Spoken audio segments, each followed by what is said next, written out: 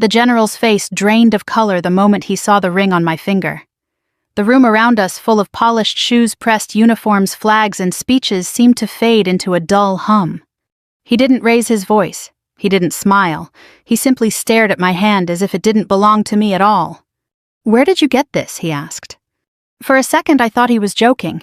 Generals didn't react like that to cheap silver rings, but his eyes weren't curious. They were afraid. "It was my grandpa's," I said. "He passed away last month." The general swallowed hard. "We need to talk," he said quietly, "now." That was the moment I realized my grandfather, the man my own parents had let die alone, might not have been who I thought he was. My grandpa Thomas Hale was the quietest man I ever knew.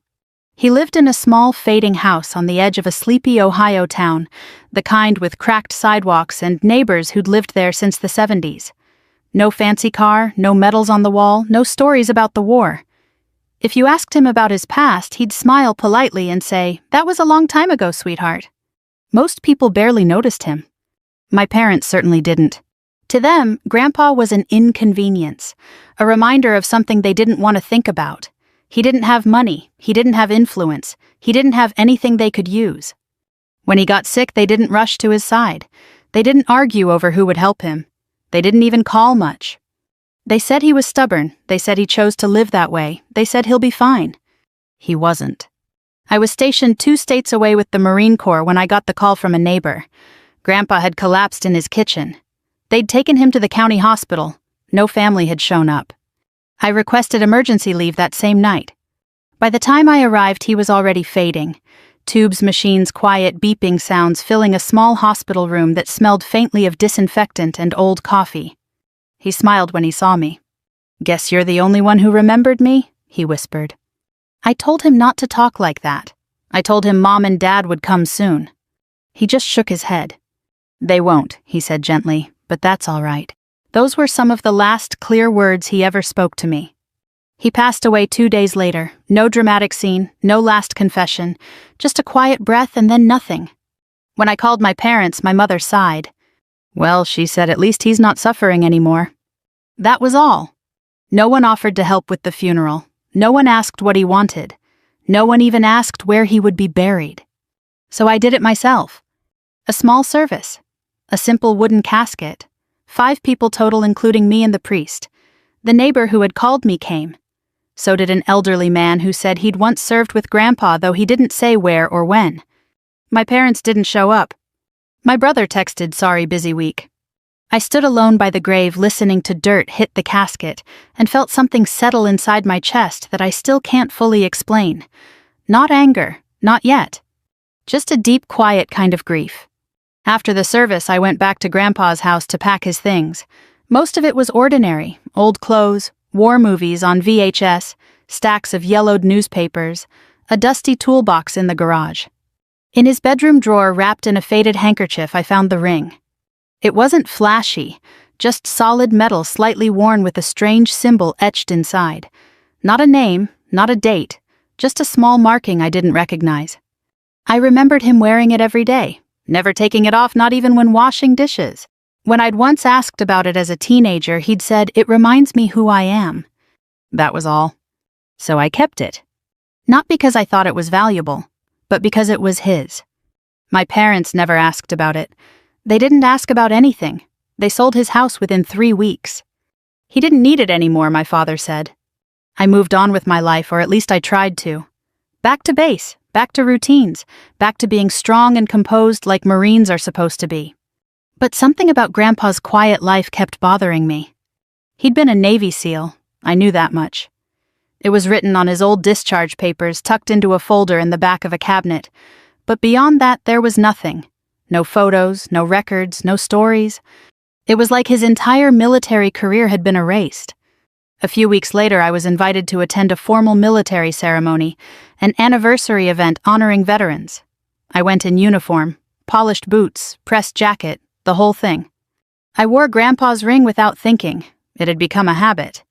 The hall was full of retired officers, medals, speeches about service and sacrifice. I shook hands, exchanged polite smiles, listened to familiar words I'd heard 100 times before. Then it happened. A general gray hair, strong posture, the kind of man people naturally stepped aside for, paused mid-conversation when he saw my hand. His eyes locked onto the ring. Not my face, not my rank, just the ring. He stepped closer. "Where did you get this?" he asked. And in that moment, standing under bright lights with flags behind me, I realized something was very wrong. Because no one had ever looked at Grandpa's ring like that before. And the man in front of me looked like he had just seen a ghost. The general didn't explain anything else that day. He simply asked for my name, my unit, and my grandfather's full name. He wrote them down on a small card, nodded once, and said he would be in touch. Then he walked away. I stood there for a long moment, surrounded by applause and polite conversations, feeling like the only person in the room who had just stepped into a completely different reality. On the drive back to base, I kept glancing at the ring on my finger. The metal felt heavier than it ever had before. The symbol inside seemed sharper, somehow more deliberate, like it had been waiting for something. Or someone. I called my mother that night. "Do you remember Grandpa's ring?" I asked. There was a pause on the other end. Vaguely, she said. "Why?" A general recognized it. He acted like it was important. She laughed softly. "You're reading too much into things. Your grandfather liked pretending he was special." That word stuck with me, pretending. "Mom," I said carefully, "he really was a Navy SEAL." "Yes, yes," she replied. "In some minor unit. That was decades ago. It doesn't matter now." It mattered to him. "Well, it shouldn't matter to you," she said. "Focus on your own career, not his old fantasies." I hung up feeling colder than before. My father's reaction was worse. He sighed loudly when I brought it up, as if I were forcing him to relive an unpleasant memory. "Your grandfather was difficult," he said. "Always secretive, always acting like he knew things he couldn't talk about. It was exhausting." "He saved lives," I said. "So do a lot of people," my father replied. "That doesn't make him a hero." I wanted to argue, to shout, to remind him that Grandpa had died alone in a hospital room while they went about their daily lives. But something told me they wouldn't hear it. They never had. Growing up, Grandpa was always treated like an afterthought. He wasn't invited to holidays unless I insisted. He was never consulted about family decisions. My brother once joked at Thanksgiving that Grandpa's biggest achievement was not getting arrested. Everyone laughed. Except me. I used to sit with Grandpa on the porch during those gatherings. He'd drink black coffee and watch the trees sway in the distance. "You don't have to stay with me," he'd say. "I want to," I'd reply. He'd smile, but his eyes always looked tired. Not old, just tired in a way that came from carrying something too heavy for too long. After the ceremony, I couldn't stop thinking about the general's reaction, so I did what Marines do when something doesn't make sense. I started asking questions. Not officially, not through command, just quietly. I reached out to a retired Navy officer I'd trained with years earlier. He'd served long enough to know people. I described the ring. There was a long silence on the phone. "I've seen something like that once," he finally said. "But it wasn't supposed to exist." "What do you mean?" "It's not something they put in museums," he replied. "Let's just say it's not for public recognition." "So what is it for?" He hesitated. "Proof," he said, "of things that never happened." That night I barely slept. The more I thought about it, the more Grandpa's life stopped making sense. He lived frugally, yet never worried about money. He had no visible assets, yet always paid his bills on time. He avoided doctors, avoided paperwork, avoided anything that required documentation. It was as if he was trying not to leave a trail. A week later, I received an email from an unknown address. "This is General Robert Whitmore. I would like to speak with you about your grandfather. Please contact my office." No subject line, no explanation. Just that. I didn't tell my parents. I drove to the address listed, which turned out to be a modest building near a veterans center. Not a base, not a headquarters. Just a quiet place with a small flag outside and a receptionist who seemed to recognize my name immediately. The general was waiting in a small office. No medals on the wall, no dramatic decor, just 2 chairs, a desk, and a faded photograph of a group of young men in outdated uniforms. He gestured for me to sit. "I owe you an apology," he said. "I shouldn't have reacted the way I did at the ceremony." "You recognize the ring," I said. "Yes," he replied, "and I was surprised to see it on someone so young." "It was my grandfather's." "I know," he said softly, "Thomas Hale." The way he said my grandfather's name made my chest tighten. "You served with him?" I asked. "In a manner of speaking," he said. "We were in the same operational group." "What group?" He studied me for a long moment. "One that doesn't appear in official histories," he said, "and likely never will." I waited. "Your grandfather was part of a small team assigned to missions that required absolute deniability," he continued. "No records, no recognition, no public acknowledgement. If they succeeded, nothing happened. If they failed, nothing happened either." "So he was invisible," I said. "By design." My hands curled into fists on my lap. "My family treated him like he was nothing," I said, "like he made up his past." The general nodded slowly. "That is often the cost of that kind of service." He leaned forward. "That ring is not a medal. It is a marker. It identifies individuals who were cleared for certain operations. Most of those men never spoke about it. Many of them didn't even tell their families." "So why did he keep it?" I asked. "Because it reminded him he existed," the general said, "even if the world was told he didn't." I thought of Grandpa's words. "It reminds me who I am." For the first time I understood what he meant. My parents had chosen to forget him. The military had chosen to erase him. But he had never erased himself. And now somehow the only proof he ever left behind was on my finger. I left the general's office with more questions than answers. The drive back felt longer than it should have. Traffic lights blurred past. Radio chatter faded into background noise. My mind kept replaying his words. Absolute deniability. No records, no recognition. It sounded like something out of a movie, not the life of the quiet man who used to fix my bike and make burnt pancakes on Sunday mornings. When I got back to base, I took the ring off and studied it under my desk lamp. For years I'd seen it as just an old piece of metal. Now it felt different, like a locked door I didn't have the key to. I turned it over and over, tracing the symbol with my thumb. It wasn't decorative, it wasn't random. It looked functional, almost like a code. That night I opened Grandpa's old folder again, the one I'd found in his cabinet. Inside were only a few things: his discharge papers, a faded photo of him in uniform, and a folded letter I'd never read before. It wasn't sealed. It was just waiting. The letter was written in careful handwriting. "If you're reading this, then I'm gone. And if you found the ring, then you're the only one who cared enough to look." My throat tightened. "There are parts of my life I was never allowed to explain. Not to your parents, not to anyone. That was the deal. But I want you to know this. I never regretted what I did.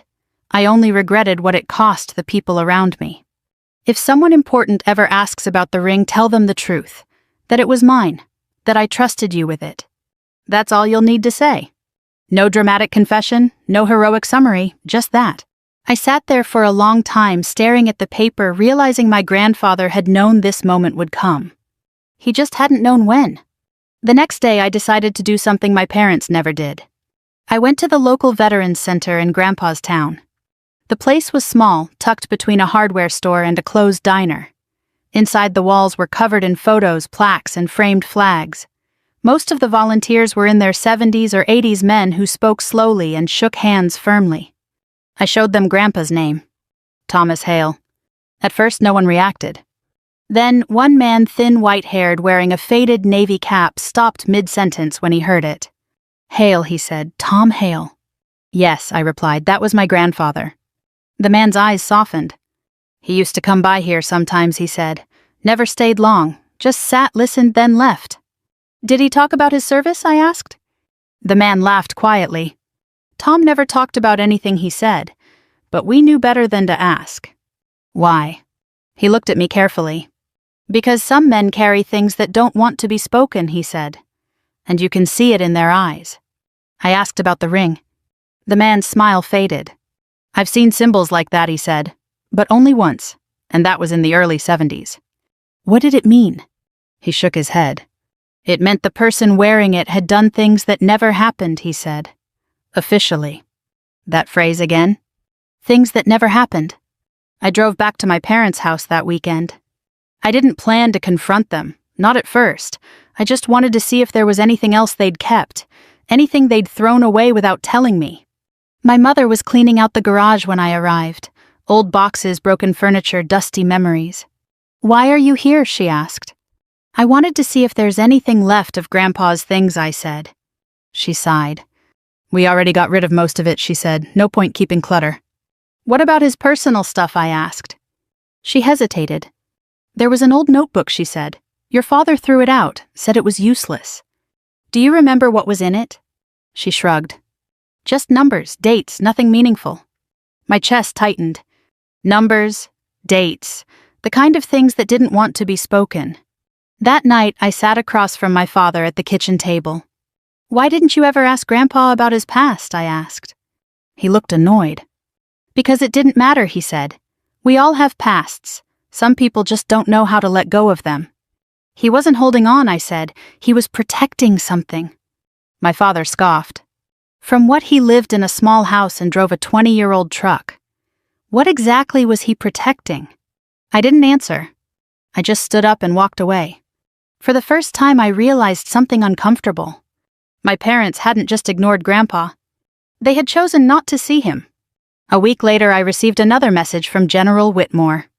"There is something you should know about your grandfather. It may change how you see him and how your family does too." We met again, this time in a quiet conference room. He placed a thin folder on the table. "I can't show you classified documents," he said, "but I can show you what's been declassified." Inside were a few pages, redacted lines, blacked-out names, but enough remained to paint a picture. Operations in Eastern Europe, counterintelligence missions, extraction of personnel under false identities. And one repeated phrase. "Primary operative TH?" "That's him," I whispered. The general nodded. "Your grandfather was responsible for saving multiple intelligence assets during the Cold War," he said. "People who are still alive today because of him." "Why wasn't he honored?" I asked. "Because honoring him would reveal what never officially occurred," he replied. "So he disappeared instead?" "Yes." I stared at the papers, realizing the man my family dismissed as irrelevant had lived an entire life hidden in plain sight. "He never told anyone?" I said. "No," the general replied, and that was his greatest service. That night I sat in my car outside my parents' house holding the ring. I finally understood. Grandpa didn't die alone because he was forgotten. He died alone because he had spent his entire life making sure others were never exposed. And the one thing he left behind wasn't wealth. It was truth. A truth my family had never wanted to face. And now neither could I ignore it. The ceremony had been scheduled months in advance. It was a formal military commemoration for retired service members, flags, speeches, honor guards, the kind of event meant to celebrate sacrifice in a clean, organized way. Nothing about it was supposed to feel personal. But for me, it felt like walking into my grandfather's shadow. I wore my Marine Corps dress uniform that day, perfectly pressed, medals aligned, shoes polished until I could see my own reflection. The kind of appearance my parents always said Grandpa never achieved. He could have been something my mother once said. He just never tried hard enough. Now I stood among rows of decorated officers and aging veterans, feeling the weight of those words settled differently in my chest. I kept the ring on. Not out of defiance, not out of pride. Just because it felt wrong to take it off. The hall was large with high ceilings and soft patriotic music playing in the background. Families filled the seats, wives holding programs, children fidgeting with tiny flags, elderly men sitting a little straighter than their bodies allowed. I shook hands, exchanged polite nods, listened to familiar speeches about honor duty service. Then I saw him. General Robert Whitmore stood near the front, surrounded by a small group of officers.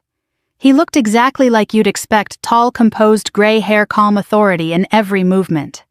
I wasn't even planning to approach him. He noticed me first. His eyes flicked down to my hand, and stopped. I felt it before he spoke, the shift in the air, the way people around us suddenly felt irrelevant. He stepped closer. Not rushed, not dramatic. Just one quiet step. "Excuse me," he said, his voice low. I turned toward him, ready to offer a formal greeting. But he wasn't looking at my face. He was staring at the ring. The symbol inside it seemed to catch the light. For a second he didn't say anything. Then his lips parted slightly, and he went pale. Not startled. Not curious. Frozen. "Where did you get this?" he asked. The words were soft, but something in his tone made my stomach tighten. It was my grandfather's, I replied. He passed away recently. The general's eyes didn't leave the ring. What was his name, he asked. Thomas Hale. That was when his expression changed completely. Not disbelief. Recognition. He swallowed once. We need to talk, he said quietly, privately. I hesitated. Is something wrong? He looked up at me for the first time. His eyes were steady, but there was something else behind them, something unsettled. That depends, he said, on whether that ring is real. I followed him into a small side room off the main hall. No windows, no decorations, just 2 chairs and a small table. The sounds of applause and speeches faded into muffled echoes. The general closed the door behind us. For a moment he didn't speak. He just sat across from me studying the ring again. Your grandfather never talked about his service, did he? He asked. No, I said. He avoided it. The general nodded slowly. That sounds like him. You knew him, I asked. He paused. Yes, he said, but not in the way you're thinking. I waited. There are units within the military that do not appear in public records, he continued. They exist for situations that require plausible deniability. I'd heard that phrase before. But hearing it from someone like him made it feel heavier. Your grandfather was part of one of those units, he said, for over a decade. My heart began to pound. Then why isn't there any record of him, I asked. Because officially he never served there, the general replied. He was a ghost, by design. I stared at him, struggling to connect this with the man who used to feed birds in his backyard and complain about rising grocery prices. What does the ring mean, I asked. The general leaned back slightly. It's not a medal, he said, it's not a rank. Then what is it? A verification marker, he replied, used internally to identify individuals cleared for operations that never existed. I felt a chill. So it's proof. Yes, he said, for people who are no longer supposed to be provable. I looked down at the ring again. And you recognized it immediately. He nodded. There are very few still in circulation, he said. Most were destroyed. Why wasn't his, I asked. The general's voice softened. Because some men keep reminders, he said, even when they're told to forget. I thought of Grandpa's letter. It reminds me who I am. My family treated him like he was nothing, I said quietly. Like he failed at life. The general's expression tightened. That is often the fate of people who serve in silence, he said. They don't get parades, they don't get recognition, they get forgotten. But he saved lives, I said. Yes, he replied. And because of that, he could never claim them. I felt something shift inside me. Not anger yet. Just clarity. Why are you telling me this, I asked. Because you're wearing something you shouldn't even know exists, the general said. And because you're his granddaughter. He hesitated. And because you deserve to know who he really was. I thought of my parents' words. He was difficult, he chose that life, he was nothing special. You said the ring might not be real, I said. What did you mean? The general met my eyes. If that ring is authentic, he said slowly, then it confirms certain operations we were never supposed to acknowledge. And if it's not, I asked. Then someone created a very convincing forgery, he replied, which would also be dangerous. My pulse quickened. Dangerous how? He didn't answer immediately. Instead, he leaned forward. If this is real, he said quietly, you're in possession of something that people once died to protect. The room felt smaller. Should I be worried, I asked. He studied me for a long moment. You're a Marine, he said. You know what it means to carry responsibility. Yes. This is heavier than most, he replied, but it's also not something you should face alone. What should I do, I asked. Nothing yet, he said. Just don't talk about it publicly and don't let it leave your possession. Why? Because some secrets don't stay buried when they resurface, he said. They attract attention. I nodded slowly. Thank you for telling me, I said. The general stood. There's one more thing, he added. Yes. He looked at the ring one last time. Your grandfather wasn't forgotten by everyone, he said, only by those who chose not to see him. Then he opened the door. The ceremony continued outside as if nothing had happened. Applause. Speeches. Flags waving gently. But for me, everything had changed. Because the quiet man my family dismissed as irrelevant had just been recognized by the highest authority in the room. And for the first time in my life, I realized my grandfather's greatest legacy wasn't his silence. It was the truth he left behind for me to uncover. I didn't tell my parents about the second meeting with the general. Not at first. Something told me they weren't ready to hear it, or maybe I wasn't ready to watch them dismiss it. Instead, I went back to Grandpa's house one more time before the new owners moved in. The realtor had given me a few hours to collect anything I wanted. The place was emptier than I remembered. Echoes where his voice used to be. Dust in the corners where his boots once sat. I walked through each room slowly. The kitchen where he used to make oatmeal every morning. The living room where he fell asleep in his chair with the news on. The small backyard where he fed birds and repaired broken tools instead of throwing them away. This time I wasn't looking for objects. I was looking for traces. In the bedroom closet behind a row of old jackets, I found a small metal box taped to the wall. It was the kind you'd use for documents, not valuables. No lock, no label. Inside were 3 things: a folded American flag, a list of names handwritten, and a small black notebook. The notebook was thin, worn, and filled with dates and numbers. No explanations, no sentences, just coordinates, times, and short codes. It looked exactly like the kind of useless clutter my mother said my father had thrown away. Except it wasn't useless at all. I sat on Grandpa's bed and flipped through the pages. Most of it meant nothing to me, but every few entries there were small marks in the margin. The same symbol as the one inside the ring. Over and over again. I took photos of everything. Then I did something I never thought I'd do. I contacted the general again. He didn't sound surprised. "Bring the notebook," he said, "not to my office, to the Veterans Center." We met in a private room in the back. 2 other men were there, both older, both wearing civilian clothes, both carrying themselves like people who once wore uniforms. The general introduced them only by first names. They studied the notebook in silence. One of them finally exhaled. He kept better records than most, the man said. "What do these numbers mean?" I asked. The general closed the notebook gently. "They're timelines," he said. "Operational markers. Your grandfather documented events that never officially occurred." "So it's proof," I said again. "Yes," he replied, "but not the kind you can take to a court or a newspaper."